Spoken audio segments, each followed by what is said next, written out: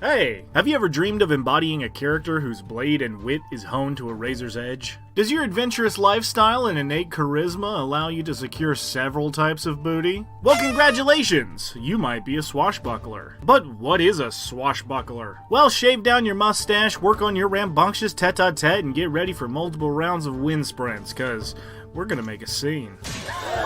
So, what makes a hero heroic? For some, it's the devotion to a cause at the detriment to one's own health or happiness. For others, it's the idea of standing up for what's right even in the face of extreme prejudice. And for a few, it's just the moxie to follow your own ideals no matter the circumstances. That's got to be the best parade I've ever seen. So it would seem.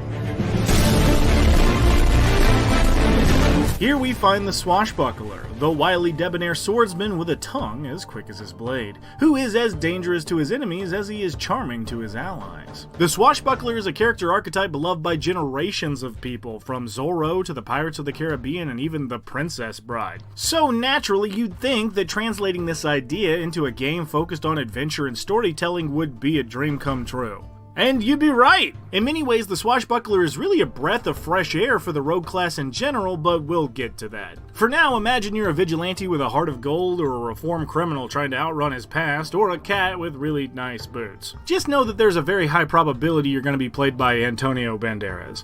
But first, do you consider the laws of physics more of a suggestion? Do you see time less as a constant fourth-dimensional force and more like a space highway? Well, if so, you need Chronomancer's Guide to the Future Part 2 for the most precise timeline navigation. The longer-awaited sequel to the Chronomancer's Guide to the Future allows you to patrol the timeline like an interstellar state trooper, correcting past mistakes and occasionally handing out speeding tickets. You see, history has a bad habit of trying to undo itself, and it's up to you and your team to put it back together. Chronomancers is compatible with any game and setting and has created custom time travel rules, mechanics, tools, and tables for both DMs and players, giving you everything you need to set the timeline straight. Build the perfect party with unique roles and abilities and help the goddess of time, the mysterious seamstress, reweave the multiverse. You can pick up part 1 right now, but the Kickstarter for part 2 will be live very soon. Or also right now if you're a Chronomancer, but for us regular folks, just go to this link below and click the Notify Me on Launch button to be the first to join the Time Wars. And a big thanks to the folks behind Chronomancers for sponsoring the show. Now,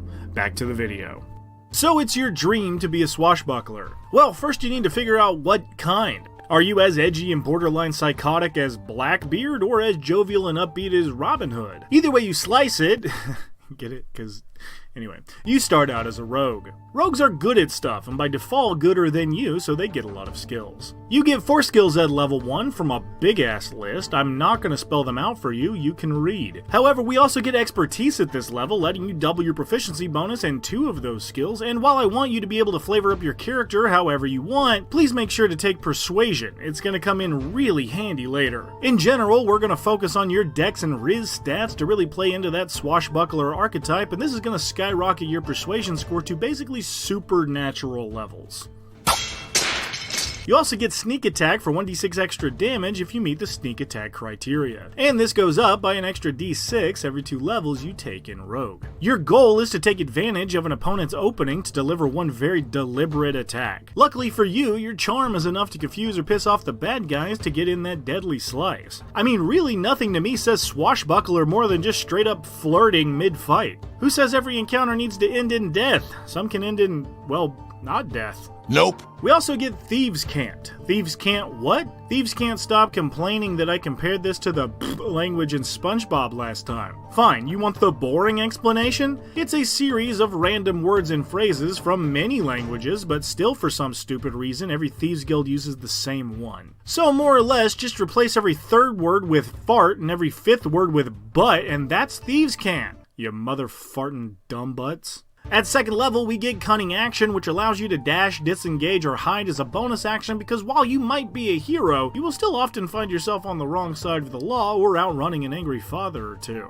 But finally, all our time spent on swordplay and trash talking has paid off, because at 3rd level, we become a real swashbuckler. At last, we can stop all this slinking in the shadows nonsense and prove to everyone who the real star of the show is. Your fighting style would consist of popping in and out of danger and carefully selecting targets, but that makes you all the more dangerous one-on-one. Fancy footwork plays into this beautifully, letting you lash out at an opponent and dip away without them getting an opportunity attack. This saves your bonus action to kite them over to a new location or hop back and forth, staying out of their reach. You also get Rakish Audacity, which not only lets you add your Riz modifier to your initiative rolls, but also gives you a new way to land a sneak attack. If you have an opponent locked into a duel and have no other allies or enemies within 5 feet, you now have sneak attack every turn as long as you don't have disadvantage. You are an absolute menace to fight one-on-one, and once you combine this with fancy footwork, you can drop in on a target, sneak attack them, dash away, and repeat this until tender. Be creative with it too. With all your cunning action abilities, you are the Swiss Army knife of being annoying to pin down. Just try not to be swarmed by enemies. Crowds aren't the best for you.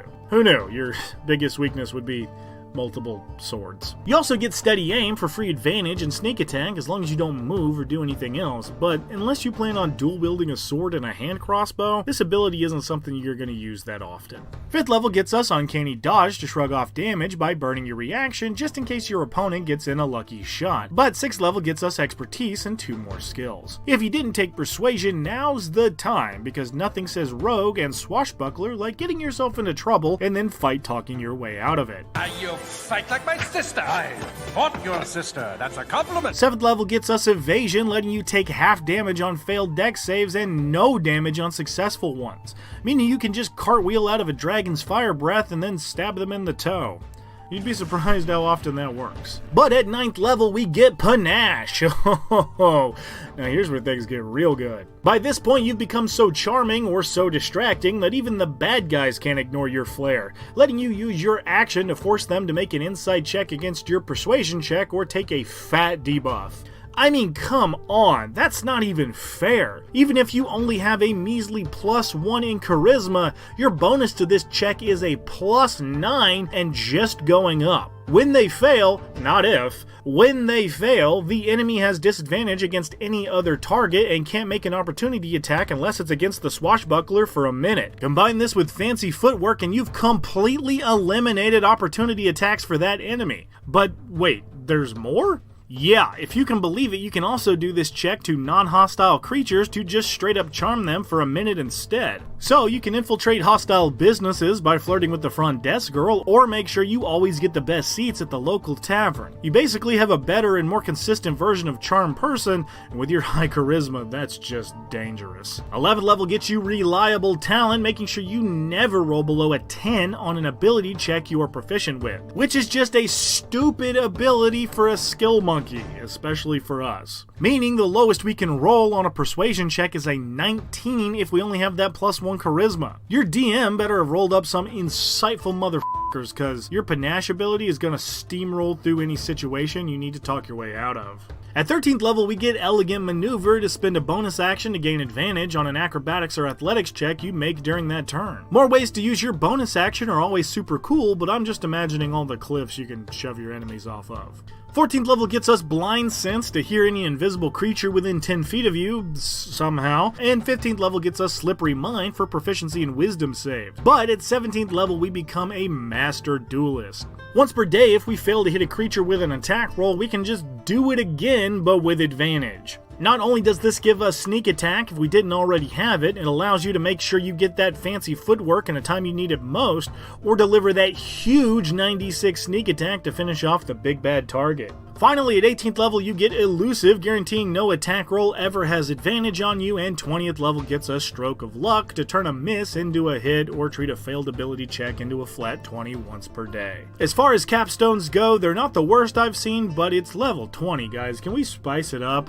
Make it to where every single stroke gets sneak attack or something rad, man. We stuck with Rogue for 20 levels. You gotta help me out here. But anyway, does the swashbuckler live up to its dramatic reputation? I certainly think so. Panache is so great of an ability that I could almost make an entire video just on the hundreds of uses it has by itself. But like the best subclasses we've seen, the swashbuckler sticks to a theme and does it really, really well, while building upon itself with each new subclass ability. While personally I think the weakest rogue abilities actually come in the later levels, the Swashbuckler gets most of what they need right out the gate, which is much appreciated. The entire concept of the Swashbuckler is such a relief too. While most of the rogue subclasses focus on the dark underbellies of the D&D world, the Swashbuckler forces you to play right out in the open to take advantage of all its abilities. In fact, I think the Swashbuckler is the departure from convention that the rogue class needed. I mean, how many of them actually attempt to hog the spotlight instead of run away from it? And I can't miss talking about multiclassing either. We haven't made it to the Swords Bard yet, but what an absolute match made in heaven those two are. But Fighter, Blade Singer, Hexblade, hell even Lore Bard to really hammer home the insult game. The options are incredible, especially when focusing those combos that highlight the run and gun playstyle and put this subclass in a league of its own.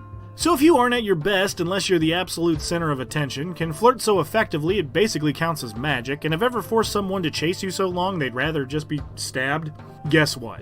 You might be a Swashbuckler.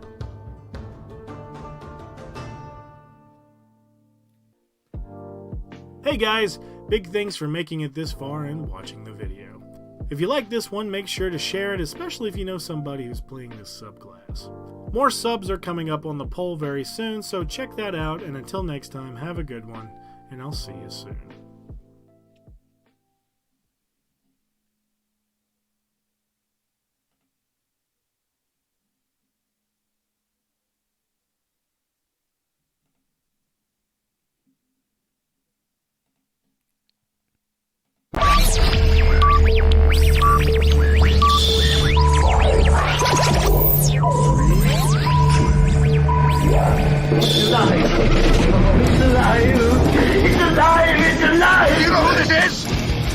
No, who is this? Toto? How to feeling we're not in Kansas anymore. Where we're going, we don't need roads.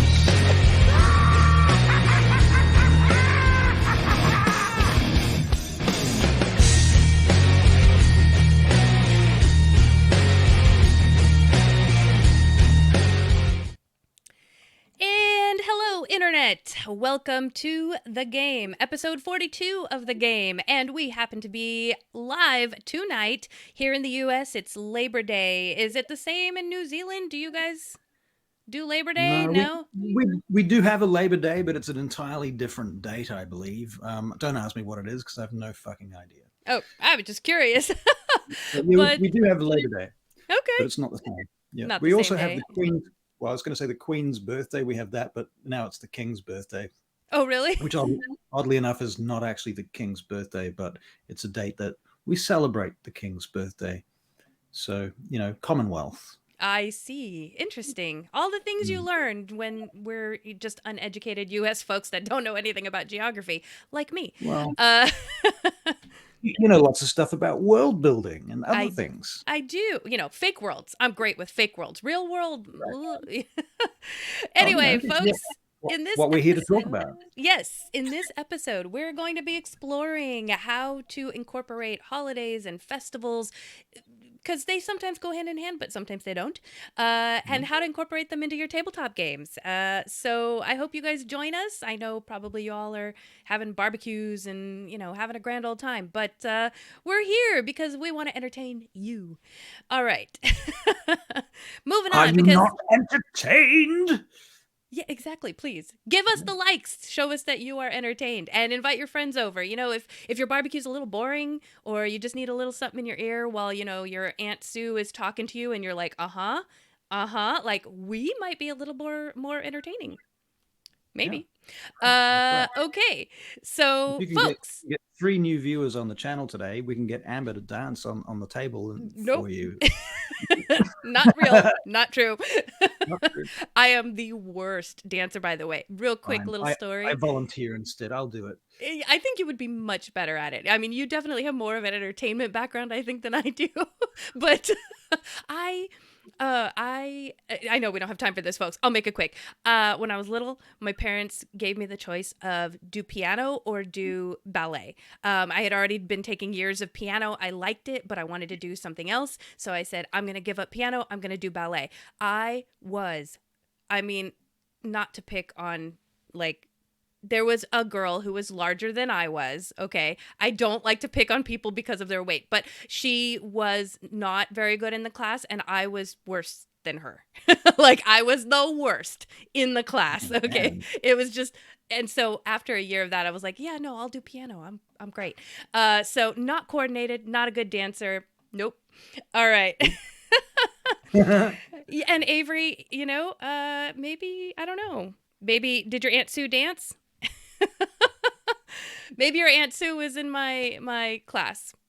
And I hope she wasn't the other person that I was just talking about. Anyway, moving on.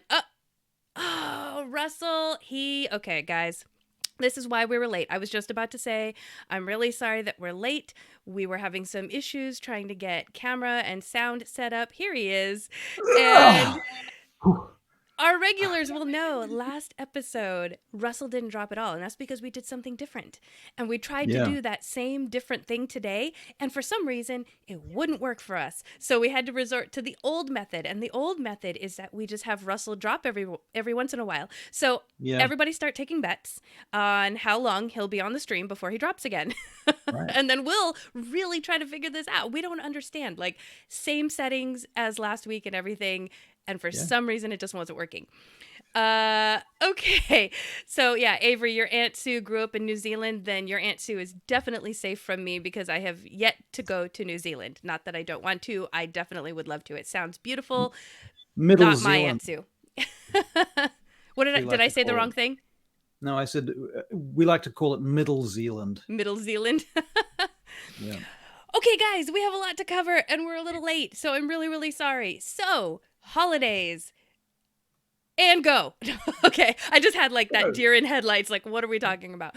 Okay. Holidays, yes. Holidays and festivals. Holidays and festivals, right? Okay, so as I mentioned,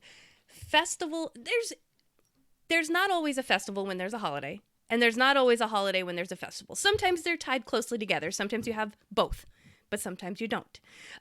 So if you're going to put in a holiday into your game, this is something, let me ask you, because you're a little bit more versed in all the D&D lore. Is there a book or is there actual D&D lore on holidays that I'm not aware of? I don't know about books. Maybe there is. I mean, in fact, to be fair, there used to be a boxed set for the Forgotten Realms a long time ago. For second edition, which I had, and that did include some holidays and festivals in it, kind of randomly in various places. But as for an actual book, I think you would have to go onto the DM's Guild website, or you know, something like that, to something find that someone else created, maybe. Yeah. So. Yeah, that's why I think this is a good topic for those folks who are home brewers or those folks who, you're running a module and you're like, yeah, I want to put a festival in here to have some, quote unquote downtime, or not even downtime, but because we had that episode about downtime, but something fun, something low stress maybe, which now that I'm thinking about this, you could also make a festival very high stress and throw in a monster. But right. Yeah, so let's talk about holidays and how you can think about holidays and how to add them into your game, right? Well, have you used holidays at all in any of your games so far? So here's the thing. I haven't actually put in real holidays in the sense that, like, I haven't created a calendar for my world, so I haven't created holidays that are tied to certain dates. Right. However, I have, when I know that my players are ready for a session that's a little bit more, like I said, we play it like it's fun, then I will get them to an area where there's like a town nearby or something that is having some sort of festival for some sort of holiday, like that I will make up on the spot. But it's not because they happen to be like they were trying to get there on the date that, like it just happened. So okay. What about you? Yeah. I feel like you've probably got a calendar built for your world. Well, funnily enough, I just put a calendar for my world in the Trello for you to have a look at. Did you? Want to. Yeah. I do have a calendar for the world. And basically, I mean, as far as festivals go, I've had a couple of games with festivals, ones with, for example, the Festival of the Wheel and Hemoth Terith, where the High Elves take out their great big coin, the Annam Strike coin, this huge table-sized coin that was once a giant coin, and they parade it around the city as part of the Festival of the Wheel every year to demonstrate their wealth, for example. And the Festival of the Wheel has got a lot more to it than that, but I draw a lot from pagan festivals, of which there were many and are still many that continue, Beltane and so on and so forth. Yeah. All that stuff's really useful. And I played in a D&D game recently on my channel where Caitlin Abigail Louise Flower was the dungeon master, called the Festival of Fayum, where I played Thomas Hardley, the That's halfling, right. which was also set in a festival. So a couple of festivals recently. Yeah. Yeah, that's awesome. Yeah, so usually what I end up doing for my games is whenever we're close to a holiday in our real lives, then I will toss in like that session is our Christmas Right. session. That session is Right. we played a really spooky kind of like haunted mansion area Right. around Halloween, but it wasn't like we stopped the main campaign and did that. I planned ahead and kind of led them so that on the game for that day, then it Right. happened to be. So it still fit in with the main campaign. But let's talk about, okay, so if you go ahead. It did just occur to me. If you've ever played the massive multiplayer role-playing game online, Neverwinter, not Neverwinter Nights, that's a different game, but Yes. just Neverwinter, the role-playing game online. I have not. But like World of Warcraft does this too. They have festivals on a kind of regular basis. Mostly, it's an opportunity for them to charge you for microtransactions to buy stuff, but. And they use it for marketing and that sort of thing, but they usually put out like a themed dungeon or a themed quest or a quest line or something like that, and you pick up some sort of token for something rather, and they're all connected to the various gods of Faerun, D&D. So, that is one place you can pick up some ideas for festivals, is from video games. That is true. D&D ones in particular have a lot of that stuff in them. Yeah, lots of role-playing video games. Yeah. So yeah, if you wanted to, if you weren't just trying to do a last minute like, hey, we're having a Christmas session or a Halloween session because those are the holidays coming up, Labor Day session, that would be tonight. Take a look at the different holidays that cultures explore, because there's some holidays that are just for different cultures, like Dia de los Muertos. I mean, that's not necessarily observed all over the world, but if you come from that culture, that is something that you would most likely observe no matter where you are in the world, right? So maybe even as players, I think players could think about this, because if you build it into your backstory that, let's say you play a tabaxi, and in tabaxi culture, you have some kind of a holiday around, I don't know, wool gathering and string making. I don't know. That sounds fun. Right. And it happens to fall on such and such day, and you're not home for that holiday, but you guys have downtime. You're in a weird city. You want to feel like home. So you go find some sheep and, I don't know, make some wool string. So here's a question, a thought on this idea too, because like holidays, right? We as modern people in the industrialized, civilized world that we live in, we have these holidays, which we kind of, in American terms, you kind of classify them as usually vacation time, if you like. Yeah. Where you get time off work. Well, D&D is usually it's a sort of medieval high fantasy setting. And if you have looked at history, it's not only until sort of recently that, working hours have been cut back to just 5-day weeks, and that children don't have to work 18-hour days and shit like this. Maybe I'm exaggerating slightly, but not much. Not much. So as depending on your setting, you may or may not actually get a holiday. There might be a festival. But that being said, certainly there were a lot more festivals in historical times, and people lived for that stuff. They didn't have TV, they didn't have the internet, they didn't have role-playing games, so they lived for their festivals, and their festivals were a huge part of their lives. So yeah, and I think the reality is that they did get time off for those festivals, but it would very much come down to the local landowner or lord, right? Whoever's in charge. Whoever's in charge. So it's not like you get a sort of holiday in the traditional modern sense of the term, but so I'm kind of wondering, how do people feel about that? What do they think? How does that work in their worlds? So Yeah. yeah, Yeah, and sorry, that's the back thing to you. is, no, I was just thinking about that because I mean, in medieval times, right? Everything Mm, probably wasn't all hunky dory, and you could just take time off. But right, as adventurers, you're not necessarily part of that right, city's dynamic, right, right. But even so, uh, I lost my train of thought. We were talking about festivals and Holidays. yeah. Oh, yeah. Sorry. So we were talking about holidays with cultural context, Yep. and there's also holidays that are like tied to religion, tied to even history or not really history, mythology. Legends. Yeah. Yeah, I mean, think I would say of, that most of them would be. yeah, Easter. With Mhm. Easter, we're celebrating, that Jesus rose from the dead, but it could be, you know, uh, some Rebirth. other, yeah, or rebirth. Uh what is it, I have the Chinese New Year? yeah, Chinese New Year. I have the Festival of the Phoenix, which is very much the same sort of thing as a sort of rebirth festival.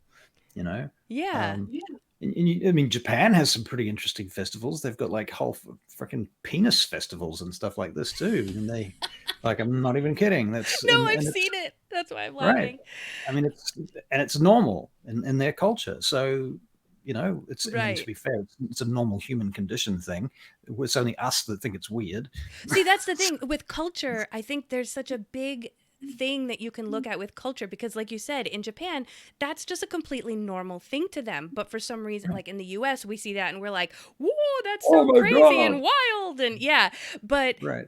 So another thing to kind of think about in world build is like, you could throw in a really crazy holiday and everyone in the city just thinks that it's completely normal, but you Right. adventurers are going to come in going, what? What is Right. I happening mean, here? let's say you happen to be exploring in the outback of the Angkor Orcan Empire. What kind of festivals do the orcs have? Yeah. I mean, they could be quite brutal festivals. They could be, They could fighting look like festivals. a lot of violence is Mm, happening, and it's yeah. intended violence, and it's Yeah. completely accepted. Right. Um It's part of life. The testings and things like where you have to go through an initiation. The newbies come along. When you get to the age of 12, they send you out into the desert to bring back a live giant scorpion or something. I don't know. oh yeah, Um, yeah, rites of passage. rites Yeah, of that's passage, and great. that's kind of, you could have Um a festival tied to that, to certain dates. what Yeah. hey Russ, what about that one where kids swallow frogs you threw at us? I forgot about that. I Yeah. need to hear about this. So the characters went to this place called Kivantan, which is a smaller city in the Moldrayan Protectorate in Sidariel. And when they got there, they were trying to find somewhere where they were basically looking for information. And they started interviewing children on the street, asking kids on the street what they knew and where they could find people. And they're like, have you seen anyone do anything strange lately? I think was the question that they raised with me. And this boy was like, I saw Peter swallow a frog last week, you know? So that's kind of ended up becoming a thing where during this particular festival, kids have to swallow frogs or toads or something like that. Oh Um, wow. That's sort of great. made up on the spot. The So stuff that's made up on the spot is always the best, I think. frequently, yes. Yeah. So, okay, back to holidays. Think about holidays in a cultural context, the history or the origin, whether it's real or not. I always say this when it comes to history, there's the true history, and then there's Yeah. what everyone believes happened because either Right. for whatever reason that knowledge was lost, no one was there at that time, whatever. So, like, we weren't there when Right. Jesus came back from the dead. Like, that could Right. just be passed down because of, Right. words in a book, or it could have really happened, and who knows, but Right. Or there's a something holiday else. around it. Yeah. Right. It could have been Yeah. something else and somebody just interpreted it in a completely different way, and Well, I now we mean, have a look, holiday around it. taking that example, I mean, there's like before that culture arose, that oddly enough, there were dying and rising gods having celebrations and festivals on those exact dates Yeah. for thousands of years, which also oddly align with certain planetary positions and risings and fallings and so on and so forth. So it's various cultures have celebrated oddly similar things on very similar dates for a very long time. Celestial events are a huge holiday maker, if you like. Okay, apparently we both have a lot in common in our DMing. I guess based on our insights. So we'll see. Yeah. Right. Also think about symbols and traditions. This is probably my favorite part about building anything on the fly in a game is what does it look like to everyone? Because I'm all of a sudden, I'm just, throw out colors, throw out, some random symbol. I mean, Christmas, like who decided that it's red and green and gold and silver? Like, or maybe that's Right. gold and silver is mostly New Year's. I don't know, but who Right. decided that? And then Right. they just went with it. And now those are the colors that are so, like, nobody can wear red and green together when it's not Christmas. Because guess what? People are going to see it and go, it's not Christmas time. What are you doing? You're a leprechaun. Yeah. So think There's about... also a lot of corporate appropriation of festivals in our world too. Coca-Cola has pretty much owned Christmas for a while. Yeah. That kind of thing. So there's a lot of lobbying to take control of the image that we have of many of these things. And so, yeah. Yeah. M&Ms. I remember. I mean, yeah. Right. Anyway, let's see. Yeah. So Christmas has various symbols, the tree, Santa, stockings, ornaments, but there's also like objects and rituals that are associated, like gift giving, just having an image of gifts. You already get an image. It's either a birthday or it's Christmas. Right. We've got colors. Clothing. There's always some kind of clothing usually associated with holidays. Clothing. Yeah. Things like that. I mean, for example, like Easter, for example, in the pagan traditions, there's always a lot of making of eggs, painting Yes. eggs and that type of stuff is a thing. And there's rituals and things associated with these types of things. Let's not forget Mayflower, maypole dancing and stuff like that. Mm-hmm. Yeah. So there's so many aspects of building a holiday. It's not just like have your players walk into a town and go, it's Beltane. Like, what does Beltane look like in your world? And what do you eat for dinner on Beltane? Right. Yeah. The associated what's the traditional food. meal? Right. I mean, you guys have Independence Day over there, and you have what's the other one? Thanksgiving. Thanksgiving. Right? Yeah. We don't have. You guys don't have that? Okay. No, because we don't give any thanks. We're quite privileged. Of course, I was going to say, I mean, it's associated with U.S.'s history. But I have a really funny story. Okay, so my father came from the Philippines, right? He was born in the Philippines and then came over. I was born in the U.S. So I grew up thinking, all my friends are having turkey on Thanksgiving, but we never have turkey. And it took me until I was about 12, 13, 14, around that age, when I finally asked my folks, like, why don't we have turkey on Thanksgiving? Everyone else is having turkey. And my dad said, we don't have turkey in the Philippines. I never ate it, so therefore we're never going to eat it. Like, that's just, we don't do that. And it wasn't until my adult life, when I married my husband and started having Thanksgiving somewhere else, that I finally started having turkey. Also, painting of eggs. Same thing. We didn't do painting of eggs, but it wasn't until my adult life that I started doing that. It's when you're not exposed to it because of culture, it can look really strange. So there's food, there's like songs and dances that are associated. There's many little arty things that people do around these times, and actual proper rituals and rites as well that occur. As we said, meals are a big thing, and communal sort of spaces and times and color schemes, aesthetics, all of that stuff. There's also, you were talking about like rituals and rites and things, but if the holiday is associated with like a religion, then, for example, Christmas, there's usually people that tend to do a little bit more church going around that time than any other time. So you might see like an uptick in activity in temples around this time, For sure. I Yeah. ran a game called Greymore, which actually was a module written by somebody else. Funnily enough, a Kiwi who now works for MCDM, Matthew Colville. Oh Um, wow. yeah, which is pretty cool. And it sort of centers around this little town in the middle of nowhere during a festival. Actually, I might have added that myself, I think, the festival thing. The players go there to uncover a murder mystery, and there's a festival going on when the players get there. It's about to start, and they're all preparing the temple for it, and so on. And um, as the time preparing for the ritual sort of builds up, so does the mystery and the drama. So you can sort of really tie the festival into the plot in a way. You know, you see this in movies all the time too. Oh yeah. Yeah. Yeah, You'll also want to think about the like I said, there's some holidays that are associated with specific days on calendars. Like for New Year's in the U.S., it's always the first day of the year, January 1st. But Thanksgiving is the fourth Thursday of the month, so that date can change at right, any time, right? right. And then there's like That's not Hanukkah. very celestial. Right.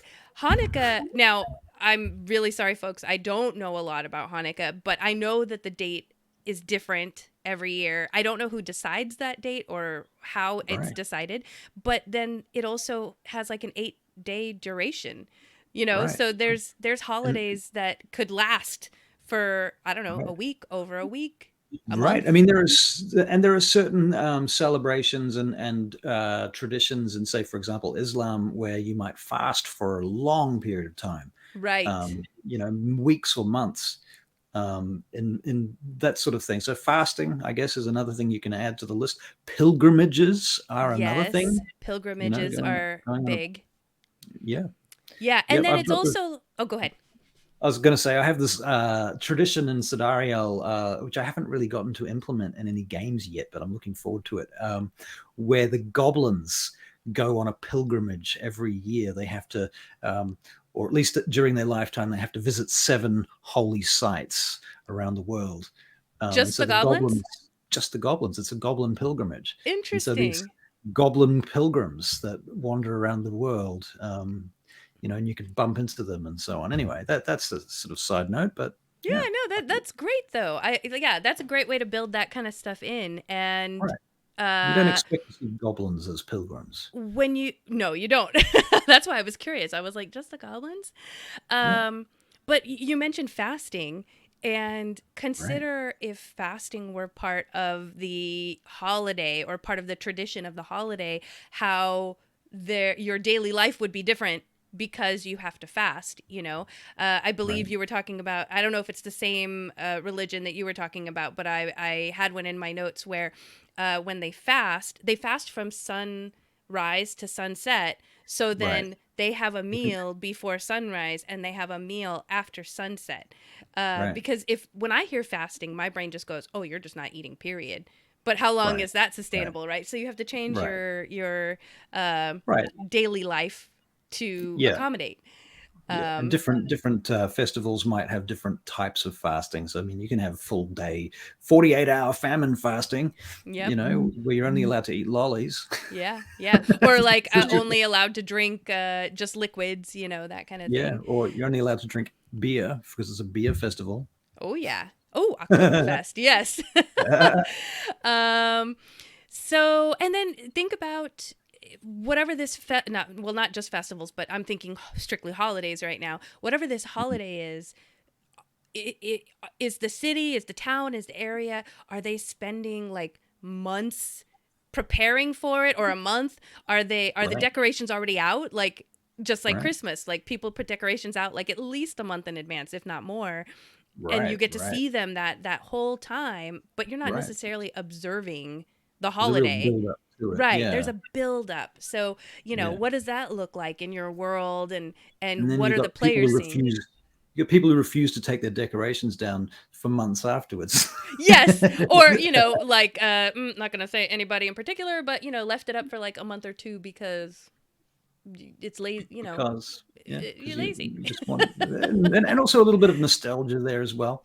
This I is wanted true. to add into this also, like take the Romans as a great example. I mean, not only did they have lots of holidays and festivals, but things like, give them games and give them bread.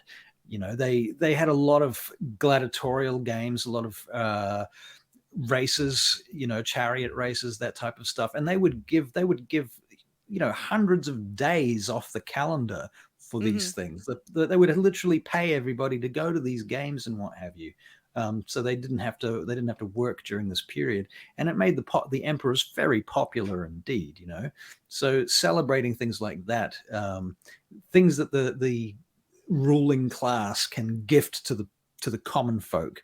Yes, to seem benevolent or or for whatever reason. We're having a war. We're going to send off all your menfolk to Gaul to die, but that's okay because we're having 40 days of fucking watching them, killing lions and gladiators.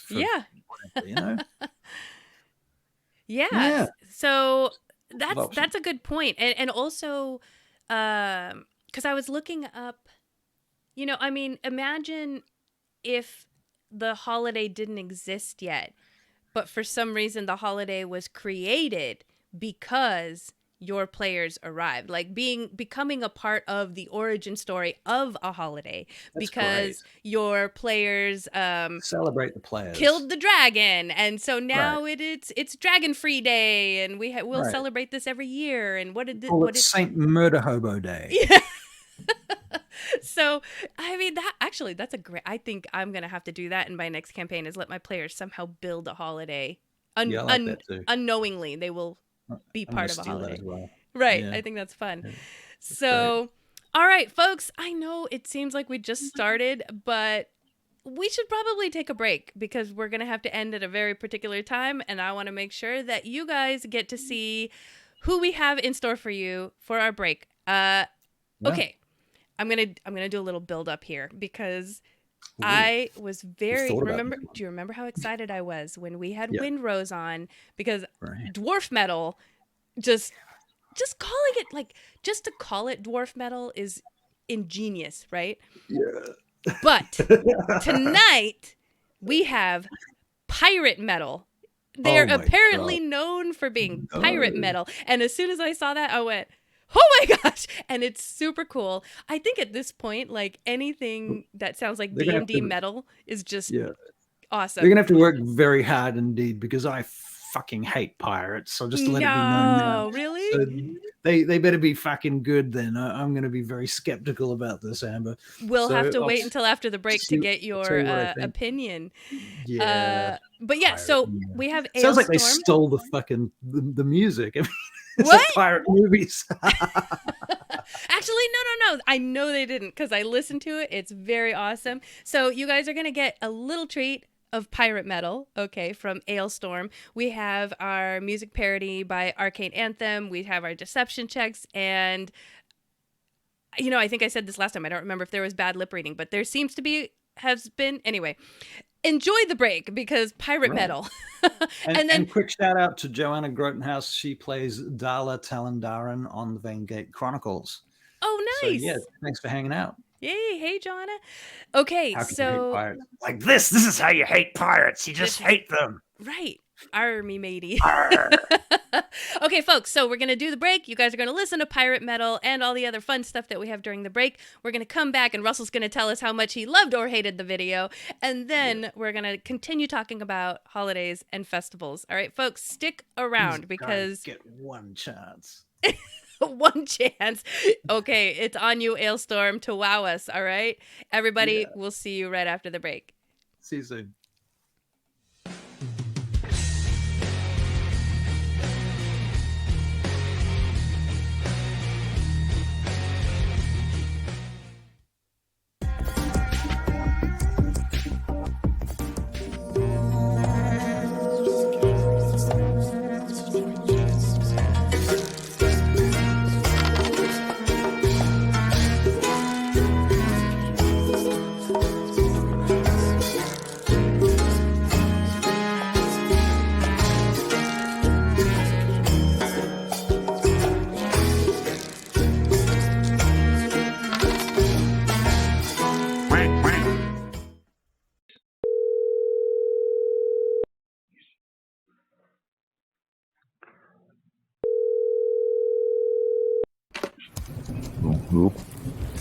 Hey there, can you hear me okay?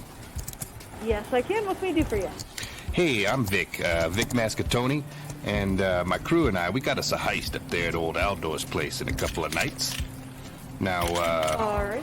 we're trying to slay the dragon on this one, if you know what I mean. So what I need is a few high-quality lockpicks, you know. None of that cheap crap that you sell the commoners. So what's a rogue got to do to get a good lockpick? What do you got for me? Well, we don't sell parts, but if you're needing help getting into something, we can send a technician out. Ooh, that's even better. So I tell you what, you send them up to Aldor's, right? You bring the lockpicks, right? We'll cut you guys in on the heist. Do it 50-50. All right. Is this heist in a car, a house? What are we It's up at old out of? Aldor's place. He's sitting on a mountain of gold up there, and we just need to get in there and fill up our bags with as much of that gold as we can. You know what I mean? But you bring your lockpicks, you show up, we'll split it 60-40. I'm not sure our insurance would cover us sending our technicians. I tell you what, I'll slide you $2,500 up front. Nobody's got to know nothing. You come with the picks. Well, I'm not the technician. I'm just the dispatcher. Well, get me to the technician. He might want to make $2,500. Okay. What's the address? And that's going to be up at Way. Okay. In which city? What are we calling here? We're calling Portland, right? Yeah, it's going to be in Portland. You said way? That's correct. It's exactly how it sounds, ma'am. Yeah.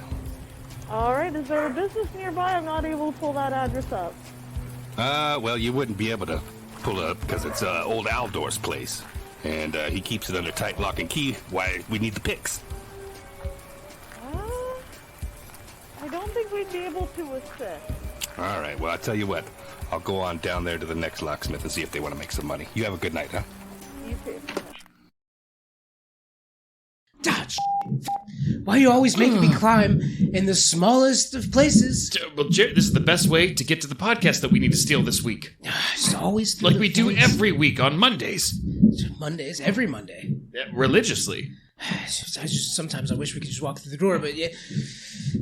Every Monday on where do they find it? On Spotify, Apple, anywhere that you can find podcasts. That's Sorry, where we are. I get so hot in these vents. I think they have the heater on. Oh, Jeremy, don't move. Oh, wait. Michael and Jeremy steal your podcast every Monday, wherever you get your podcasts and stuff. We're gonna take your podcast and we're gonna do it better, faster, stronger, hornier. Yes, in an hour or more. Sometimes.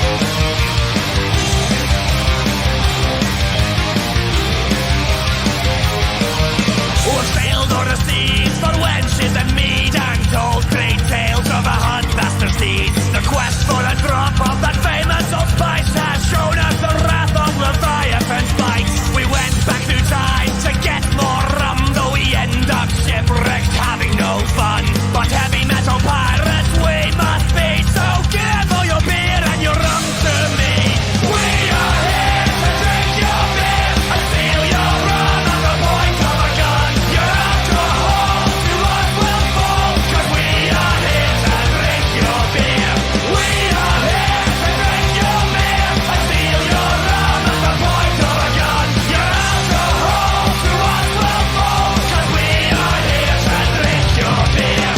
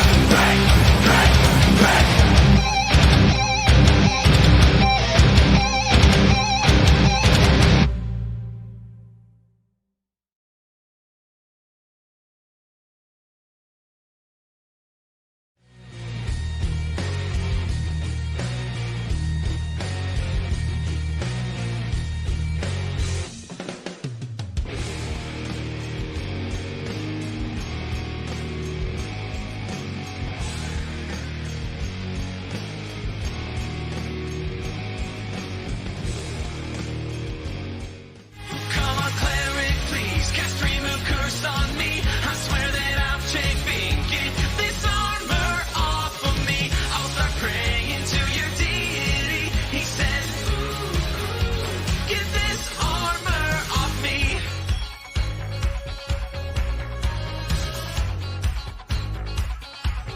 Take a short rest after the fight. The kobolds were vicious, but we won despite of our greedy rogue loot and all in sight. Oh, and now we have cursed armor. The rogue never knows better. Our bard is tried, casting a dispel magic. Barbarian, just failed a strength check. Our paladin says she won't lift a finger. The rogue was panicked and said,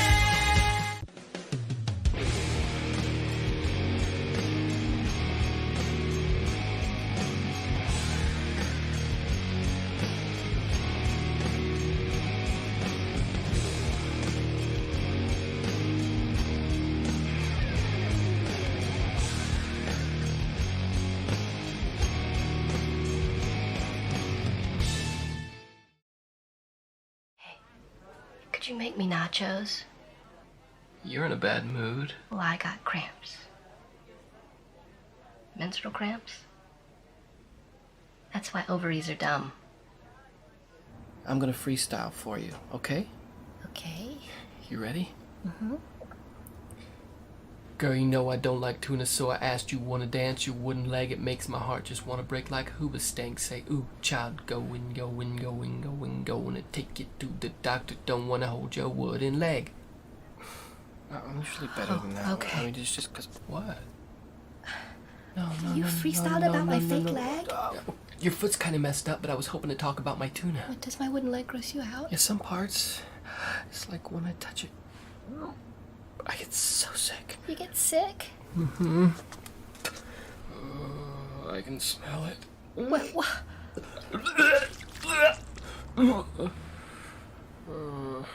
Kiss me. I can't. I have a big wedgie. I made no friends buying a spork. Seriously, I want to get on my happy shoes. Where's the pig? Ate it. And my feathered duck? I ate it. Ruffles and Mr. Peaches? Look, I'm sorry, I like juicy pork. Oh, gross skank. Eat that waffle bug. I'd like to slap you, Boo. Why? I hate your food.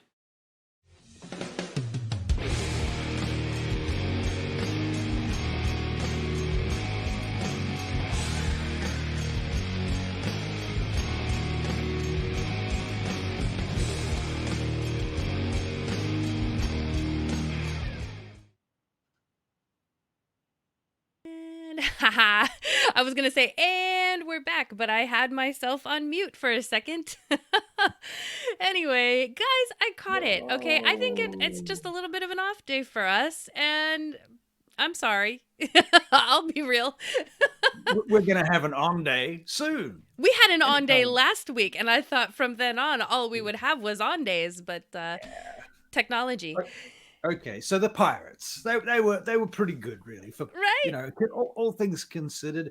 Actually, speaking of pirates, I recently watched a TV series from some New Zealanders called "Our Flag Means Death," and if you haven't seen it, it is about pirates, and it's fucking hilarious. It's Rhys Darby from the Flight of the Conchords, if you've heard of them. Yeah. So yeah, it's hilarious. Our Flag Means Death. Definitely watch it. Series 1, fantastic, hilarious. Okay, Our Flag. What is it? Our Flag Means Death. Means it's death. also I'm writing it down. Okay. Cliff Curtis is in it too. He's another very famous Kiwi actor whom I met at least once. Awesome. Yeah. Okay, so Russell's opinion on the video. Thumbs up. All right. Yep. I want to be a pirate now. Yeah, right. And then I wanted to. I didn't get a chance before the break to read Johanna's comment on our stream, so I read it. Being lazy about things like Christmas lights can be an indicator of the culture of a neighborhood too. In a gated community or military, that would not fly. Whereas, maybe other neighborhoods that would, which is very true. And that is another thing to consider if you're going to build out holidays in your world is, if let's say your players are heading to a fort where it's mostly, military folks, then maybe, those decorations are down the next day or, whatever it is. The feast is completely cleaned up. Everybody's working. Yeah, very minimal. So good thing to think about.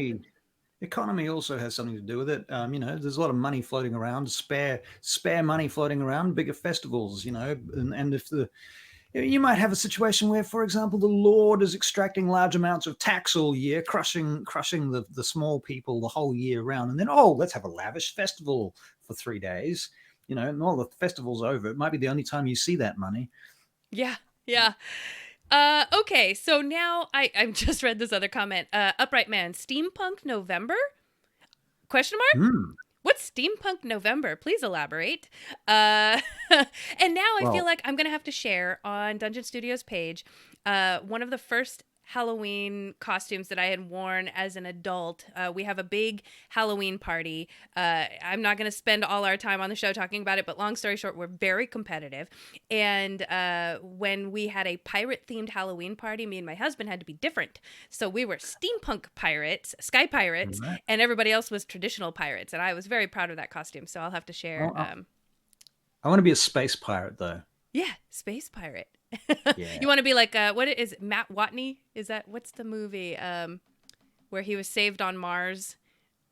I don't know. Anyway, that rings a bell. Yeah, that does ring a bell, actually. Yeah, there's this whole thing about the book where basically space law is it's like international space. So and then he colonized Mars because he grew plants on it. So therefore, he's a space pirate. Right. Yeah, by rules. Fair enough.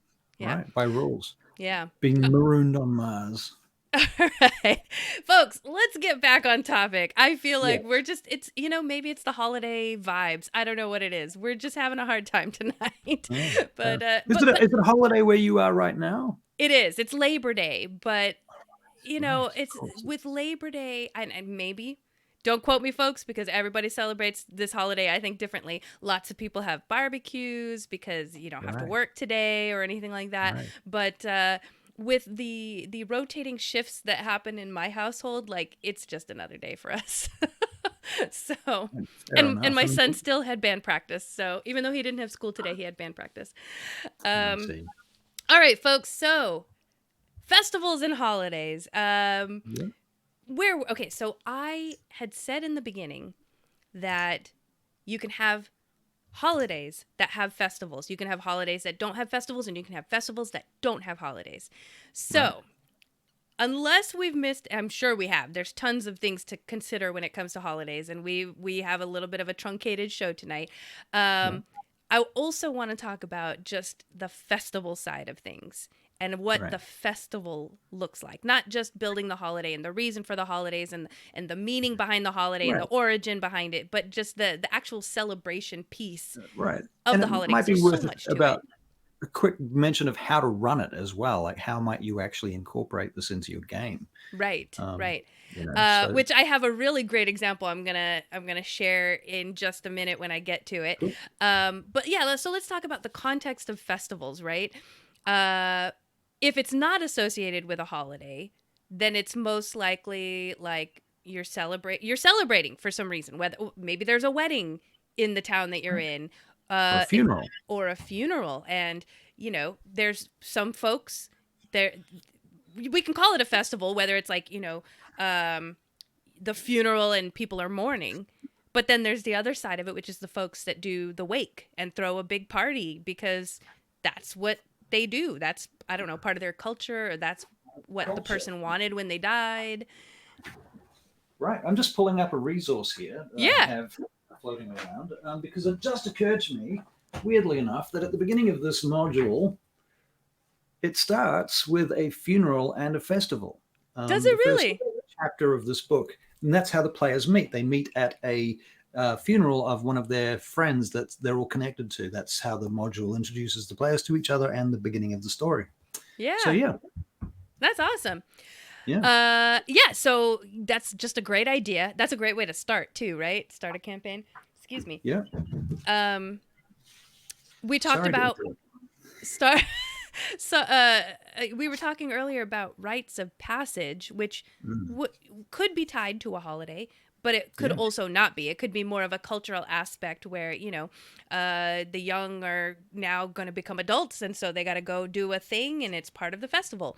Fire walking or something, Yeah, I have that in my world. If anybody is watching the new series of Wheel of Time, the season 2 just came out, by the way, folks. Watch it if you're not. But season 1, they go into the tradition of like braiding the women's hair. It's a sign that they're now a woman. And so the young, they don't braid their hair, but once you're a woman, you braid your hair. So that becomes kind of a rite of passage. And then also they dunked her in the river. But that's nice, isn't it? Yeah. Lovely. So there's a lot of ways that you can think about like what in your city or your culture that you could celebrate or find a reason to celebrate it, and how would that look in your city or your culture. What ceremonies are involved, what rituals. Right. And then again, kind of going along the same lines of holidays, what are there any decorations involved? Is there symbolism involved? Go ahead. I want to say, like, I think for me personally, when running a festival or a holiday thing like this, the most important thing for me personally is to create a schedule, so that you can say on day 1 in the morning, they're going to do this, then in midday, afternoon, evening kind of schedule for each day of the holiday, so that as the story progresses, the festival builds to something, and every scene has a new kind of component to it. So there might be, floats and things in one scene, and then in the next scene there's bards and dancers, and the next scene there's oral storytelling going on, and then there's an execution from the neighboring tribe. I don't know, I'm just making shit up now, but so you have this kind of build up, and so having a schedule. And especially with any kind of social situation game, like I had a game, Darla was there. I'm going to say Darla, I mean to say Joanna was there. where we had a dinner scene, and it wasn't a festival exactly. Actually, you know what? It might have been a festival. Actually, now that I think about it, I did it a long time ago. But the reason for the dinner, I can't recall. But I'm wondering if it was actually a festival. It might have been like the midwinter festival. And so having all the NPCs and all of their cliques figured out, and each one having some secrets and lies and things like that they could share at any given time, and knowing how those interactions were going to work, scheduling which player was going to talk to which NPC, really useful. Scheduling really, really works well for DMing any kind of social thing like that. Right. It's very hard to play a lot of characters at the same time otherwise. Yeah, and that is something, if we're going to talk about kind of the mechanics of running a festival, depending on what you do, because there's so much, and we haven't even finished talking about festivals. Right.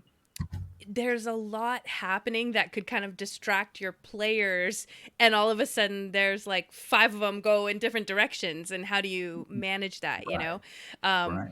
I typically will I don't want to spend too much time with one person, so I try to, if they do that, if all 5 of them go like this, then I really kind of truncate what they're doing in such a way that I'm spending 10 minutes with this person, 10 minutes with this person, 10 minutes, and trying to find ways to get them back together, or at least get them back into other smaller groups, so that I can now spend time with this group, and that's only two things I have to oscillate between instead of 5.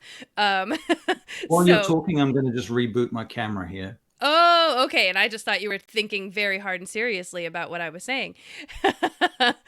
Yeah. So, okay, people in the comments, you guys are coming up with lots of other ideas and things that we did not mention, like, same holiday, but celebrated differently across the world. Let's see. I was going to mention in New Orleans, there's the, what is it? Mardi Gras. Somebody did mention New Orleans, though, with funerals, and I didn't know this. Funerals are often accompanied by second lines, which are impromptu parades. I think that's kind of cool. I mean, I don't know. There's different views on death and, how reverent or irreverent you are with it. But yeah, those are really great ideas. Festival of the Wheel. I think Russell might have mentioned that in the very beginning of the show. I think so. We happened across a pantomime depicting our heist. Okay, I'm going to read this out loud again so everyone who isn't in the chat can see this. I think during this festival, we happened across a pantomime depicting our heist.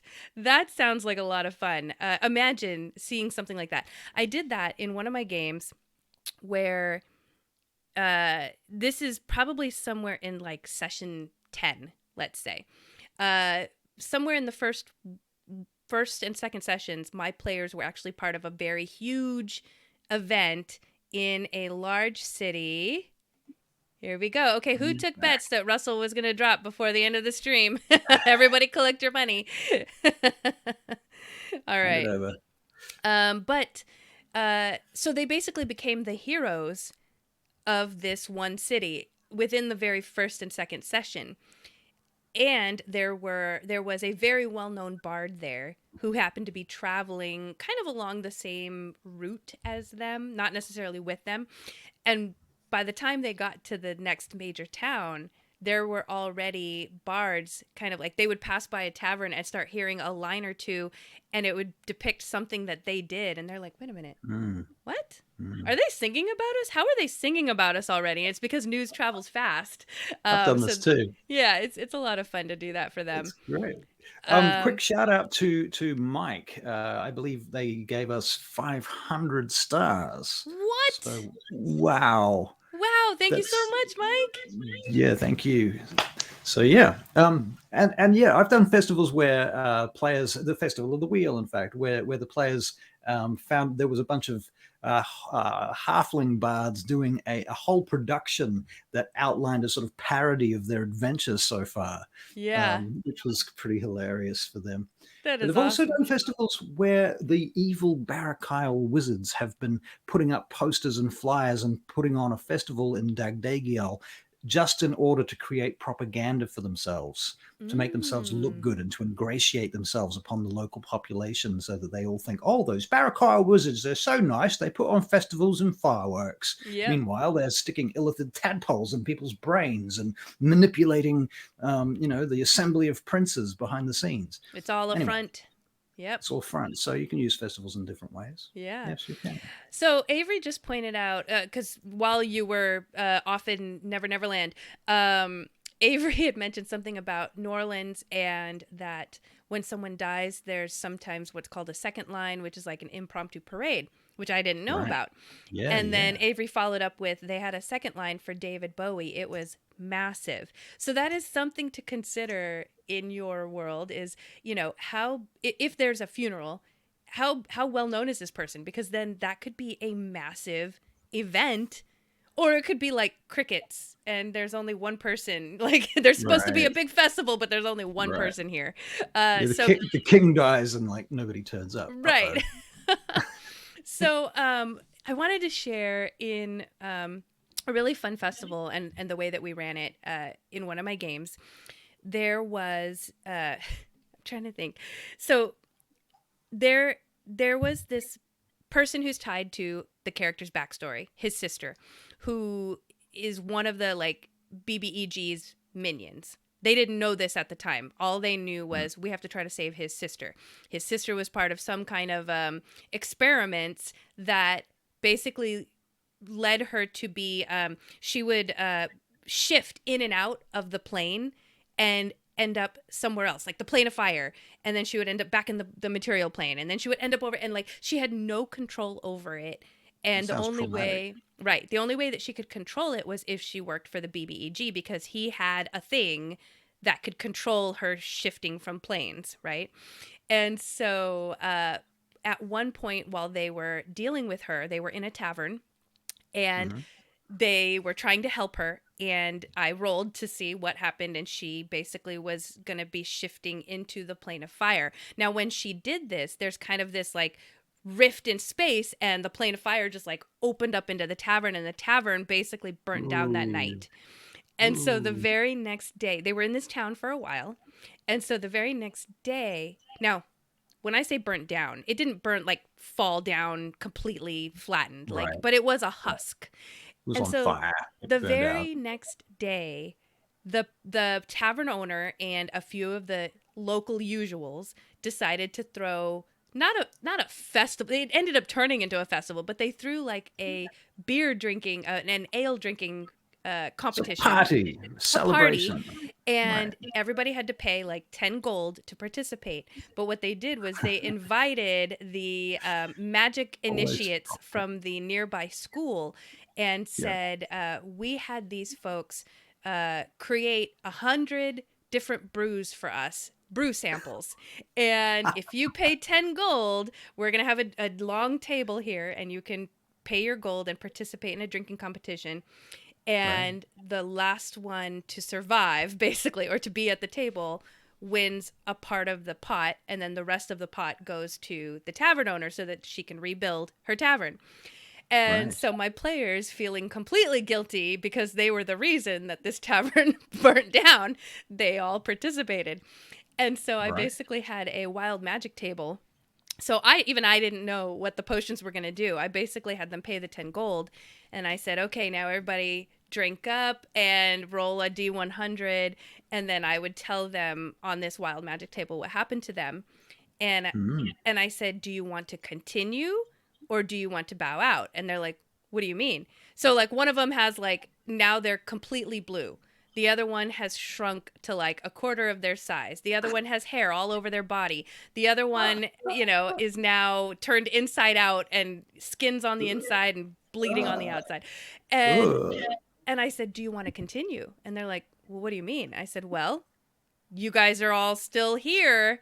Are you continuing? You got to pay another 10 gold and you got to drink another thing. And it stacks. So, basically they continued, and it was the most hilarious, ridiculous session. And it was just this weird impromptu. I didn't even plan on it, but I was like, they just burnt down this person's livelihood. What would the town do? They would do this. Right. And so they had a lot of fun. Yes, Johanna, it was wild. I would have to look back in my notes because it's been a while. But eventually, I think this person ended up going about 5 rounds. And one of my players was the last to succeed. So they won part of the pot. But they ended up giving it all back to the tavern owner anyway. They were like, that was just too much fun. Here you go. Like, so, but they had to stay that way. That was the other reason. They had to stay that way for 24 hours. So the very next day they had to wait until everything returned back to normal and then they could continue on their journey. Oddly enough, I burnt down a tavern last night in a game called The Burning Path. Of course. Funnily enough, I might make it a festival in your honor. Yeah. There you go. Okay, so gosh, we still have more to talk about with festivals. Let's see. Oh, food. We haven't really talked a lot about food yet. Oh, masks.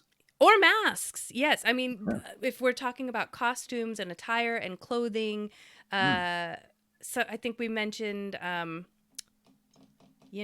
thing with New Orleans. Right. The deer in headlights. Yeah. Anyway, y'all know what I'm talking about. There's masks involved. Second lines. Oh, yeah. I wasn't thinking that. I was thinking. Oh, you're thinking about like actual Mardi Gras. Right. Yes.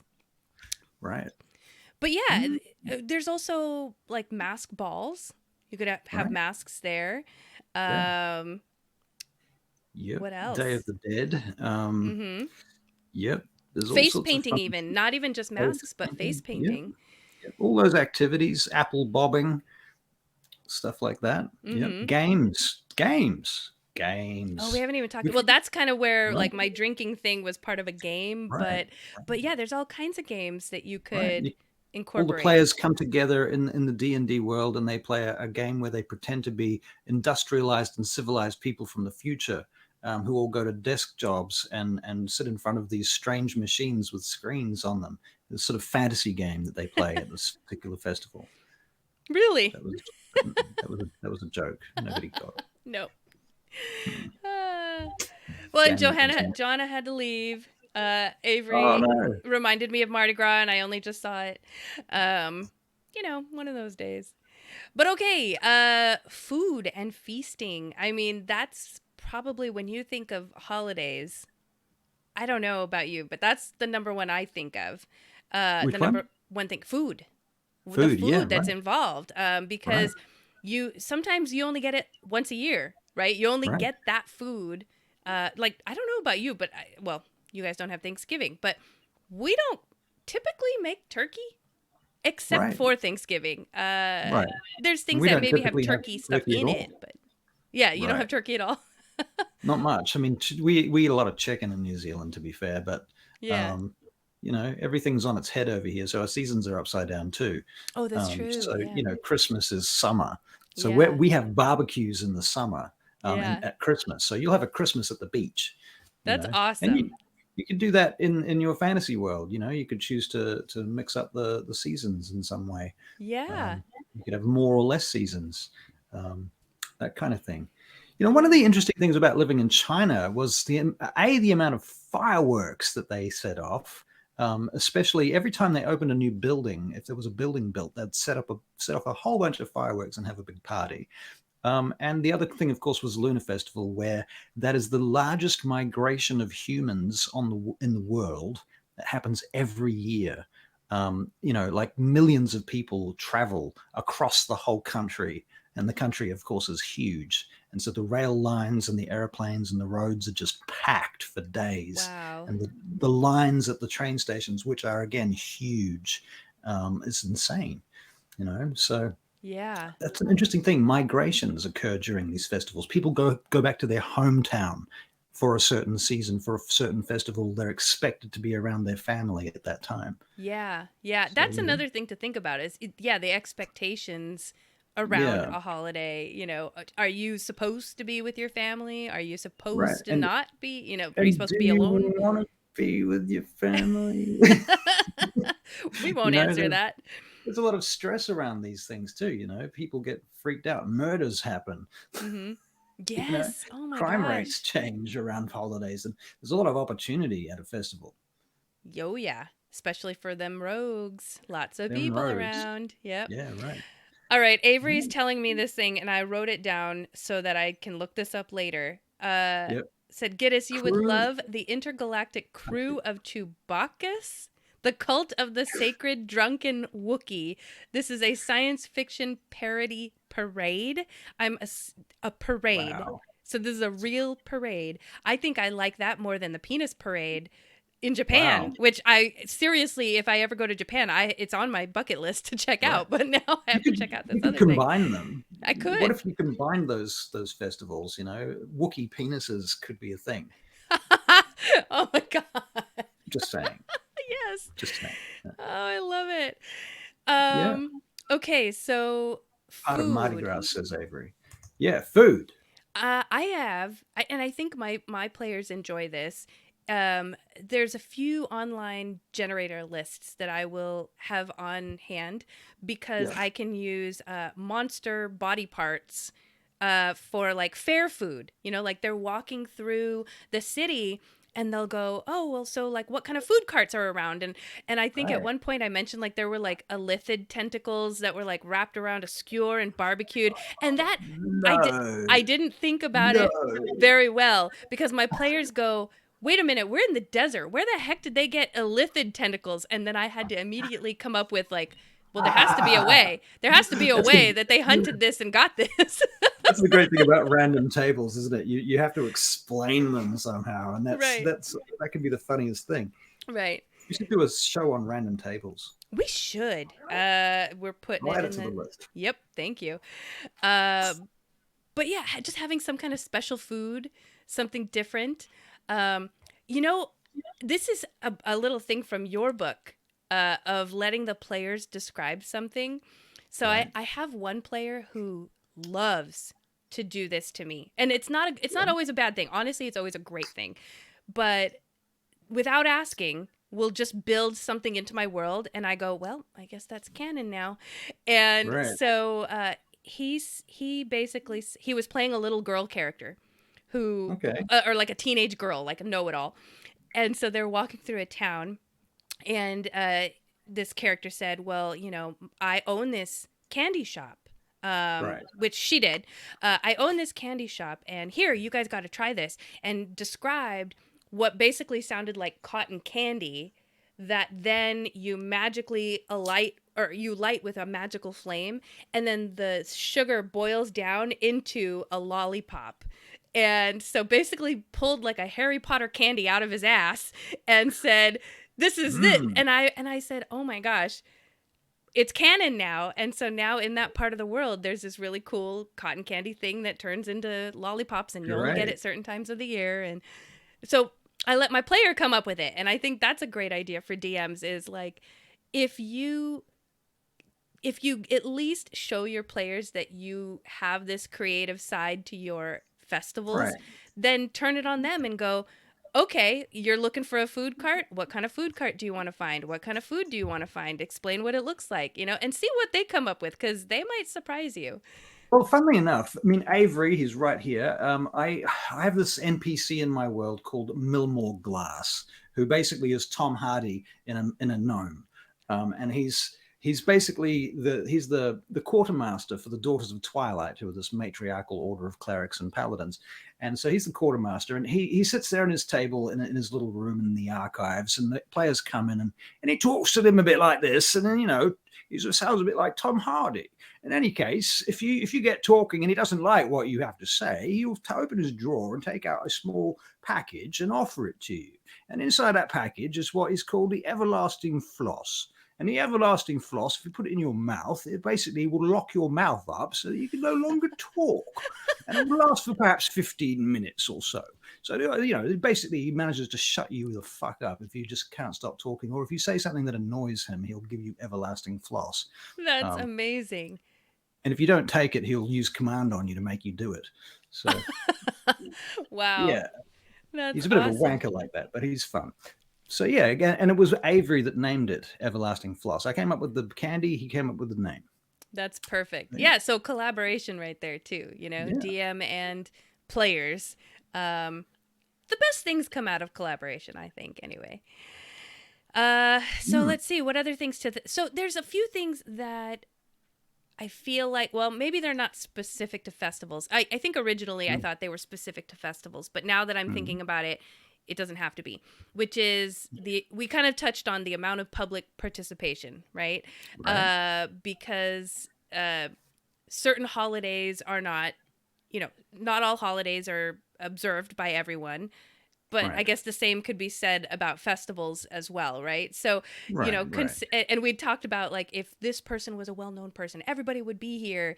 But if it's just a festival and it's not necessarily about one person, what's the expected level of participation? Is it expected that everyone shows up to this? And if you don't, do people question it? Do people go, where's Sandy? Because Sandy didn't come to the thing. And your socioeconomic class might have something to do with that, or your family line or something. You're expected to turn up to your brother's wedding. And if but you might not have to turn up to your friend's goldfish's daughter's sister's brother's funeral. Wedding, right. Exactly. Right.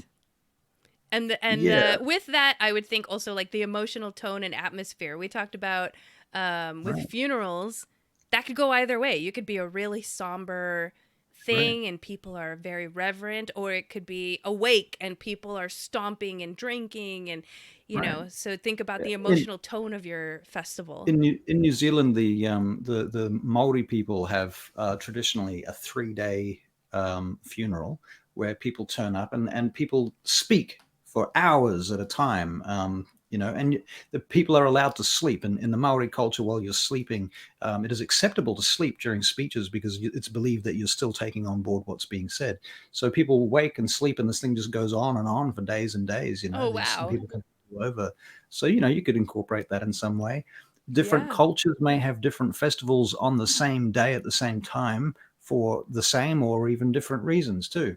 Oh, yeah. Think about that. Imagine if you had in your party, like, it's today's Christmas for one of them, but today is also some other holiday and then it's like, well, which one do we observe or do we go to? Like, do you split the party or? Right.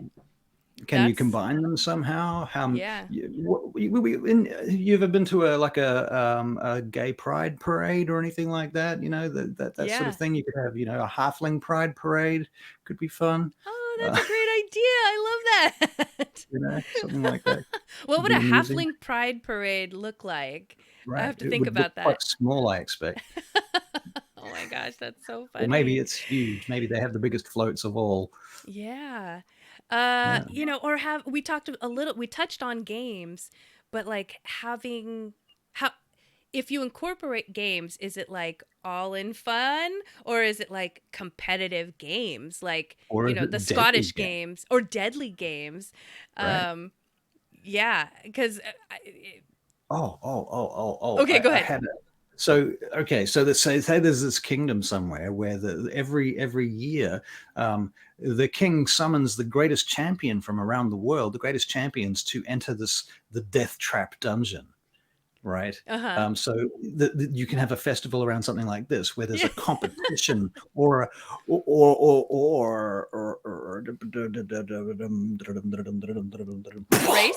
Oh, a hunt? Well, hunts, yes, I've done the wild hunt, but no, I'm thinking jousting. Oh, yes. Right, that's a great idea. I mean, jousting was very much tied up with many festivals. So that's a common thing that you can include. Yes. Yeah. Please talk. I've run out of things. No, I was just going to say, if you ever come to one of my family's Christmas parties, there's jousting? Not jousting, but we get crazy competitive. I mean, we've actually sent a family member to the hospital just for playing basketball, okay, in the summer. It's weird. I can't even explain it to you. It's something you have to experience, but we ingrain it into our kids. And this is a cultural thing for us, but we ingrain it into our kids where, okay. Yeah. So my husband made me feel weird about this in the very beginning of our relationship until he realized this is just a cultural thing.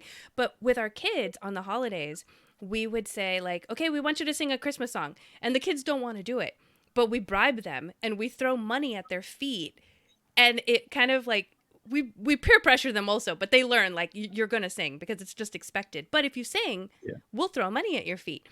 And my husband, in the very beginning, my husband's like, it kind of feels like you're like teaching them to be like strippers or something. Like you're just throwing money at them and they have to perform. And I was like, no, it's not like that at all. Like that's just what we do. And I thought about it and I realized like, yeah, I can see how it looks like that. But my experience as a kid is I remember hating it. But then growing up, I feel like that's what makes me very extroverted is I overcame those hurdles of performance or speaking out loud as a young kid and having this very good association of money. I'm getting money to do this thing. Right, that's great. So it's what very kind of interesting. NPCs I was thinking can you throw into a festival too is another thing we haven't really talked about. Like bards, obviously, Bard battles. Bard battles, yes, dancers and performers, of course, champions and fighters. Somebody's got to do security at these festivals. Yes, and all the logistics that are involved. There's all of that stuff. Funding, we talked about that a little bit. Can you think of anyone else? Oh, cooks, gosh. Yeah, chefs. all the vendors. I mean, all the vendors, food, the chefs, the guests of honor. Yeah. I mean, you could have a festival where it could be to a deity, and then the deity turns up. Ooh, I like that.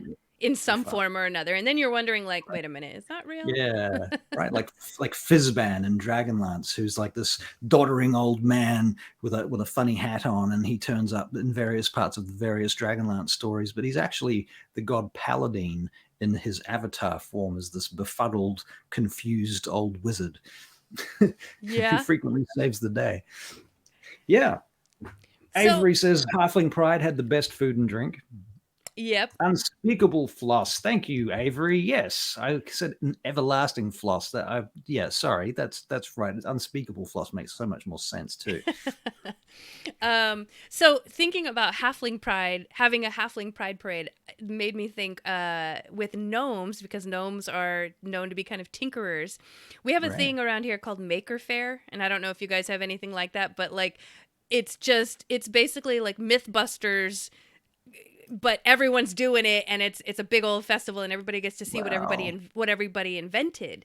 So That's how cool would it great. be to have like a festival like that, and now you get to see all kinds of weird, machinations and weird automaton creatures, and I don't know. Avery's a real life artificer, so I'm imagining he would love that. Yeah. Yeah, I mean, you could have magic fairs too, like with illusions and things. That could be quite fun. I did one recently where there was a festival. I was telling you about the Barrack Isle Envoy did this festival they put on to ingratiate themselves, and they had huge illusions and fireworks of like dragons and things flying in the sky, and images from history and stuff. Sort of storytelling using illusion magic. Yeah, can be quite cool. That's actually a great point, because I have that in my character's backstory where I'm a wood elf, but my woods are up in the tundra, so we're very much like a snowy tribal people. Wow, cool. Yeah. And in my backstory, we have kind of this festival where like the elders will gather around the fire, and in the smoke, they weave the smoke into like pictures and tell stories and stuff like that, which is kind of what you said. So I love that. Right. Awesome. Let's see. I'm trying to look at some other festivals to gather some ideas here. Oh, yeah. Think about, Carnival. I've never been, but I've seen videos of it. And the streets are just packed. Like you can't even get through. You got to really push your way through if you're going to get somewhere. Yeah. And so think about how congested areas might be. You could even make that kind of like a little bit of a skill challenge, even like in the middle of the festival, they're trying to get somewhere, but they can't because... Well, I mean, what about a fight scene that goes from float to float down the middle of a festival? I want to do that now. Right? And you could have wizards popping out from inside floats, instead of strippers. They could be evil wizards. I don't know. Yes. Something like that, or a dragon. You know, Oh my that kind of gosh. thing could be fun. I love all these ideas, and now I'm already thinking about like a birthday where someone pops out of a Right. cake, but it's, I don't know, a gnome artificer or something. Right. Like, I like the idea of like surprise. I mean, a festival makes a community quite vulnerable too. Mm-hmm. You know, so it's a great time to attack somebody is when they're in the middle of a festival. Mm-hmm. So in using it, how do you create drama from the festival besides the inherent drama of the festival, but for the adventurers who are expecting a little bit of mayhem and death and a bit of adventuring, you know, you might want to throw in. It's a good time for a heist. Mm-hmm. You know, Yeah. middle of the festival, go and steal some shit from someone because all the homes are empty and the guards are busy with the festival. So now's a great time to go breaking into people's houses.